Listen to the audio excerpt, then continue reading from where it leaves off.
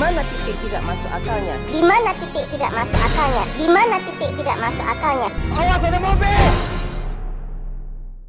Hai guys, setelah 2 hari gue libur karena untuk pemulihan mata yang terkena grafik kematian, kini saatnya gue menghadirkan pengazaban level dewa karena di akhir film ini, buset dah, jedak-jeduk brutal cuy. Dan seperti biasa, tanpa berbacot ria lagi, mari kita gaskan.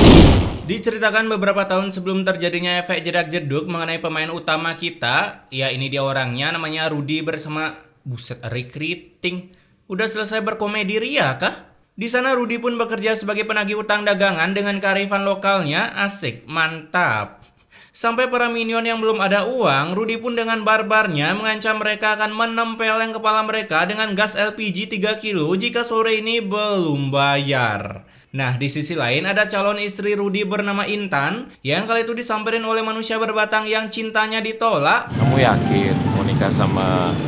Itulah alasannya gue menyebutnya cinta ditolak. Kau iri. Hingga si Rudy yang melihat Intan mengobrol dengan Tio tanpa berkata tinjuku tak pernah meleset. Rudy pun langsung memberikan salam olahraganya sampai si Tio memutuskan surrender dari sana karena takut kekuatan bogoman Rudy memasuki level maksimal. Selesai memberikan salam olahraga, Intan pun menagih janji Rudy yang katanya setelah nikah Rudy akan resign dari kerjaannya sebagai pemalak di pasar Senen. Tapi kalau pasar Selasa, Rabu, Kamis nggak apa-apa. Hasil demi cinta untuk Ayang, tentunya si Rudy akan menepati janjinya asalkan Intan bersedia diruda paksa setiap hari. Mas janji, Mas nggak akan memperlakukan orang dengan kasar. Lah, kalau gini siapa yang diazabin dong? Keesokan harinya saat emak Intan membeli sayur, Berapa bang? Gak apa-apa bu, gratis aja bu. Yang penting saya selamat bu. asalkan selamat.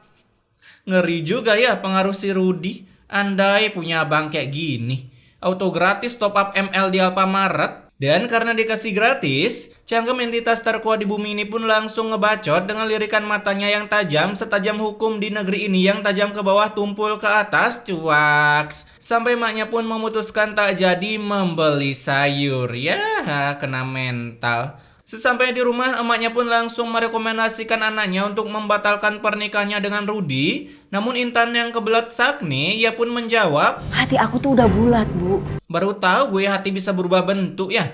Mendengar jawaban si Intan yang hatinya sudah bulat tapi bukan tekad, emaknya pun terpaksa menikahi anaknya dengan Rudy Tabuti si bocil kapur barus. Nah, beberapa masehi kemudian, akhirnya si Intan pun sudah menjadi batok charger secara sah. Tapi tetap saja di hari indah mereka berdua ada aja mama yang nyerocos berkata sangat realita. Dia kan jahat. Kayaknya dia gak bakalan langgeng nikahnya. Buset, ngomongnya kayak nyumpahin gitu.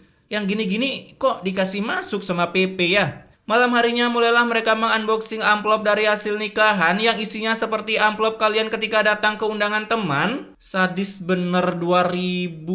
Beli Oki Jelly Drink aja habis. Namun beruntung si Rudy tak sampai murka karena ada sosok ayam bebnya yang berhasil menenangkan hati Rudy. Nah, besoknya saat mau sarapan mulailah si Rudy mengeluarkan kebegundalannya yang selama ini tersegel. Boil banget sih bu. Ya, seperti itulah kebegundalan level 1 milik Rudy. Sehingga karena udah pemanasan di rumah dengan cangkemnya, kini Rudy pun mulai meranjak ke pasar-pasar meminta setoran demi setoran bersama para gangsternya yang kemudian diberikan ke istrinya sebagai uang bulanannya. Gila, sehari modal malak doang dapatnya segitu. Apa kabar para pejuang UMR yang seharinya nggak sampai 200? Seketika ingin mengikuti jejak Rudy dah tuh. Malamnya saat simak mengaji, Rudy yang merupakan jelmaan seorang satanis, tentunya ia sangat risih mendengar suara mertuanya, hingga ia pun langsung menyetop cangkem mertuanya dengan alasan, aku capek bu, aku butuh istirahat. Sampai emaknya pun begitu menyesal telah tinggal satu rumah dengan Rudy. Nah, saat pagi tiba, pertemuan antara 3 penggibe pahala dan 3 penggibe dosa pun harus terjadi, di mana saat berpapasan, Rudy pun memberikan jurus dorong dong, akibat dirinya gabut tak menemukan minion level maksimal untuk diajak bertumbuk ria dengan Rudy. Dari kejauhan, kejadian ini pun dilihat oleh Intan dan juga maknya, yang seketika membuat Intan mulai berpikir, gini amat dan nikah sama MC Azab. Hasil saat di rumah, Intan pun mulai menagih janji-janjinya ke Rudy yang katanya mau berubah, tapi Dengan sekali sentuh, Intan pun langsung menempel di dinding seperti cicak sampai kepalanya tercenat-cenutkan seperti orang terkena kutukan. Makanya, jangan maksa orang berubah. Di sisi lain, Rudy pun mulai beraksi menagih setoran ke Minion. Ini bapak-bapak ngapain coba AFK? Nggak tahu orang lagi syuting apa ya? Lalu datanglah si penyelamat bumi bernama Andre yang menawarkan Rudy kerjaan agar mau resign dari pekerja GB dosanya. Saya mau ngasih abang kerjaan jadi debt collector. Ya ini juga termasuk GB dosa sih, tapi kalau mintanya pakai baku hantam. Karena di daerah kampung sana, kebetulan banyak warga dengan gaya elit ekonomi sulit. Akibat para warganya membeli iPhone 14 Pro Max dengan cara menyicil. Mendengar itu, Rudy pun seketika setuju hingga di hari itu juga ia pun mulai menagih kreditan ke salah satu warga yang mengkredit motor spek goib tapi nggak bisa bayar. Dan karena speknya terlalu goib, Rudy pun sampai menandan motornya untuk dibawa ke kantor rumah kreditan. Beruntung kebegundalan Rudy ini dilihat oleh mertuanya sehingga ia bisa melapor ke anaknya. Namun yang namanya punya anak bego yang hatinya sudah bulat, ia pun tentunya berkata, Mas Roni nggak mungkin kayak gitu. emang ya teh kucing rasa coklat kalau udah cinta. Kala itu datanglah Rudy sambil membawa uang yang banyak hasil menilap dari warga. Emang debt collector bisa dapat uang banyak gini ya? Bukannya gaji bulanan juga ya? Dan si Mak yang memberi bacotan, duit hasil nilap rakyat sok-sok flexing. Rudy pun seketika emosi bahkan sampai ingin mengekik si mertua beserta istrinya dari sana. Lagian ibu juga nggak mau tinggal di sini terus. Lebih baik kamu ikut sama ibu ya. Maafin Intan ya bu, Intan nggak bisa pergi. Anaknya nggak mau. Anak kampret. Jadinya karena si anak kampret ini nggak mau, terpaksa maknya pun harus mengelokoutkan dirinya sendiri. Lah. Barang-barangnya bu, pergi nggak ngambil pakaian dulu kah? Setelah singgah sebentar untuk menyeruput kopi, Rudy pun mulai mendatangi rumah Tio yang kebetulan telat bayar cicilan Civic Turbo. Nah mereka pun sempat adu cangkem dengan berkata, Lu itu tukang bohong. Aaron, lu yang tukang bohong. sampai sebuah pergedigan ria 1 versus 3 pun harus terjadi yang tentunya dimenangkan oleh The King of Rudy. Apalagi pergedigan itu dilihat oleh si Intan sehingga ia pun mulai tersadarkan dari hatinya yang katanya bulat sebulat apa ya? Kalau Rudy sekarang bekerja menjadi debt collector. Itu kayaknya si Roni nyiksa si Intan lagi deh. Buset, kejam bener KDRT-nya. Suara tumbukannya keras sekali. Pertumbukan Rudy versus Intan pun sampai didengar oleh dua entitas terkuat di bumi ini sampai mereka ada bahan gibah untuk besoknya. Karena saat Intan membeli sayur, Kenapa muka kamu bonyok begitu? bonyok bapak kok bonyok? Di mana sisi bonyoknya? Si Intan pun harus terkena mental. Aduh, kasihan bener Intan. Raganya udah kena mental, sekarang mentalnya kena mental. Di sisi lain, Rudy pun seperti biasa melakukan gerebek rumah Minion yang belum bayar tunggakan. Tapi sekarang saya belum punya uang. Nah, karena kakek kura-kura ini nggak bisa bayar, terpaksa Rudy pun menyikat bersih motornya sebagai jaminan. Dan itu pun dilihat langsung oleh Intan yang langsung berusaha menenangkan dua Minion ini, tapi malah kena bacotan no jutsunya. Sedangkan kamu dan suami kamu hidup di atas penderitaan kami. Tadi ngomel baru dikasih duit diem. Kala itu Intan pun terpaksa mengikuti jejak kebegundalan Rudy yang semakin membegundalkan karena setiap Rudy menyita motor, si Intan langsung menebus kerugian warga dengan membayar mereka. Duh, pinternya Intan. Suami susah-susah gibi dosa biar dapat uang haram, uangnya dibagiin ke warga.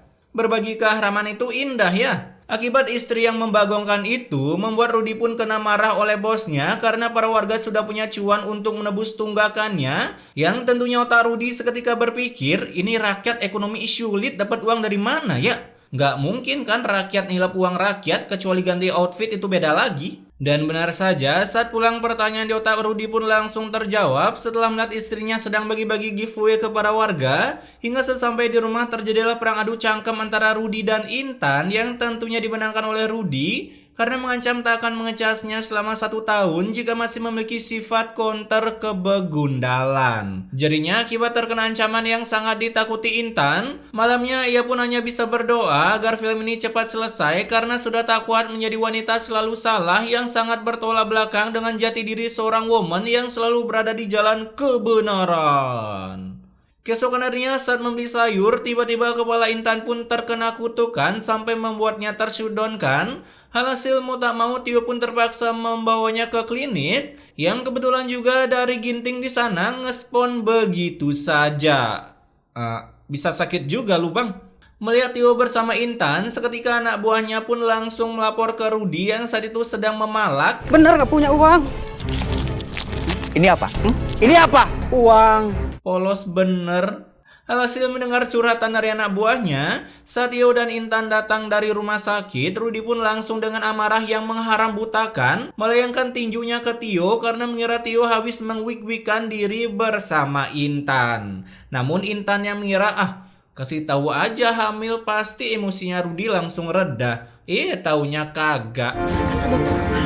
Aku nggak peduli. Biasanya orang denger mas aku hamil wajah langsung cemerlang, ini beda nih. Hari demi hari walaupun istrinya hamil, Rudy tetap saja memaksanya untuk bekerja. Ya seperti membuat hidangan untuk dicaplok, bahkan menyuruh Intan menyuci baju-baju yang penuh tungu miliknya. Entar bayinya kena hackback marah. Padahal salah sendiri nyuruh istri nguli. Di sisi lain bos Rudy pun tiba-tiba kedatangan surprise dari pihak kepolisian karena telah menipu para minion di kampung. Namun beruntung Rudy yang melihat kejadian itu, ia pun bisa lolos dari jeratan polisi, tapi sekarang ia harus menjadi kismin sementara karena tak ada lagi pemasukan dari hasil GB dosanya. Terlebih lagi, Mas, perutku sakit, Mas. Kamu ngapain sih? pakai nanya kamu ngapain, udah tahu perut istrinya lagi kontrasepsi. Nah, saat ditransfer ke rumah sakit, dokter woman ini pun tertumben banget berkata, proses melahirkannya berjalan dengan lancar. tumben ya, biasanya anaknya nggak bisa diselamatin karena bapaknya seorang begundal. Setelah anaknya berhasil login, buset gede banget anaknya. Baru login padahal. Si Rudy pun bukannya senang, melainkan ia semakin membegundalkan karena akibat anaknya login ia harus kehilangan banyak cuan untuk biaya lahiran. Makanya udah tahu susah malah nggak daftar BPJS. Nah, siang harinya saat Rudy bertemu kawan-kawan sebegundalannya. Parkiran sekarang sudah dikelola sama pemerintah, bos. Wih, sejak kapan cuy? Nggak semua dikelola, buktinya tempat parkir Alfa. Pas mau pulang pasti ngespon aja gitu tukang parkir gadungan. Dan karena udah nggak ada pemasukan lagi, terpaksa Rudy pun harus memutar dengkulnya. Ya karena Rudy nggak punya otak, kalau punya otak pasti otaknya diputar. Dimana ia dengan teganya menghayabusa anaknya sendiri secara paksa. Bahkan Intan pun harus terkena jurus senggol dong, sampai Intan pun ngestun di sebuah beton. Beruntung Mama Intan yang telah lama berkeliling galaksi akhirnya balik juga ke rumah, sehingga ia bisa menyelamatkan bahkan menyadarkan Intan dari stun beton yang mematikan. Dan saat sadar, ia pun langsung menyuruh para minion yang tidak berguna ini mencari bayi Intan. Halhasil saat Rudy sedang berjalan santuy, tiba-tiba dari belakang datanglah pasukan seperti banteng merah yang mengamuk mengejar Rudy, menghayabusa kembali bayi Intan hingga akhirnya final battle antara Tio dan Rudy pun harus pecah di sini. Nah, dengan tempelengan maut dari Tio serta pelintiran tangan yang mantap jiwa membuat Rudy seketika surrender dari sana. Kemudian ia pun langsung menuju ke seorang panti pijat plus-plus, tapi tentunya si Rudy tak memilih paket plus-plus karena tukang pijatnya adalah si botak dari gua hantu ini, dimana katanya tangan Rudy ini sudah patah. Lu becus gak sih jadi tukang urut, ha? Kok sampean marah?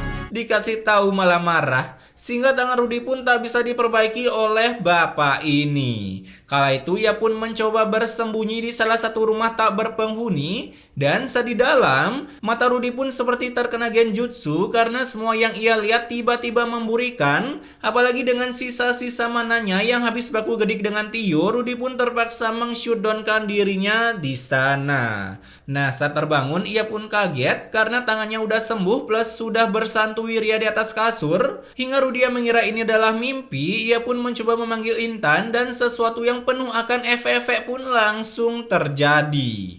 Aku gak takut sama kamu, Mas. Dasar istri kurang ajar. Asik, pakai flicker. Kala itu Rudy pun terbangun dari mimpinya akibat ada percikan-percikan api yang membakar di sekitaran areanya. Ya mungkin Valir lagi gabut jadi asal mencet skill 1. Lalu dari luar para minion yang mendengar ada suara di dalam, mereka pun berusaha sekuat tenaga Red Bull menobrak pintu rumah. Tapi saat masuk, Rudy pun sudah tergeprek sebuah balok kayu yang tentunya si Rudy langsung berpindah server. Setelah Rudy mati, barulah para minion mau menolongnya mentransferkan Rudy kembali ke rumah dengan kondisi setengah matang. Gue kira udah mati. Nah gitu dong, akhirnya mati juga kan? Singkat cerita, karena mata saya sudah mau punah, kita langsung saja ke adegan saat Rudy si manusia kapur barus ini digiring ke neraka. Nah dalam perjalanan tentunya selalu ada cobaan. Ya tentu dong, ini hasil dari karma para minion bos.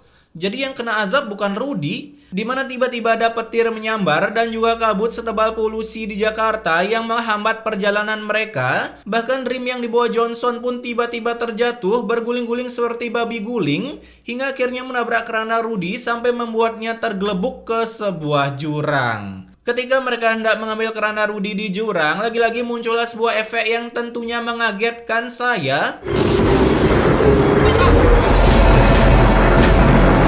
Asik, efek-efek jatuh dari ketinggian cuy. Plus jedak jeduk buat nutupin efeknya. Alhasil para warga pun gagal menggebek palanya karena keranda Rudy yang sangat jauh dari jangkauan warga. Apalagi... Aduh. Ada buaya, bosan. Ada buaya? Sejak kapan semak-semak ada buayanya kecuali dekat perairan? Udah gitu buayanya nggak kelihatan lagi. Kalau di zoom hancur mata kalian. Oke, pesan immortality-nya di sini, jika kalian udah punya pacar, kalian harus bisa mendengarkan penilaian teman atau keluarga kalian tentang bagaimana kelakuan pacar kalian di mata mereka. Karena ingat, jika sudah cinta, tai kucing pun bisa menjadi rasa coklat. Jadi untuk menangkal rasa coklat tersebut, kalian harus bisa menerima setiap masukan yang ada mengenai sifat-sifat pacar kalian yang mungkin baik di depan, BGGGGGGST di belakang. Ya, pokoknya jangan salah pilih pasangan deh biar nggak buang-buang waktu. Dan intinya, stay wak-wak guys.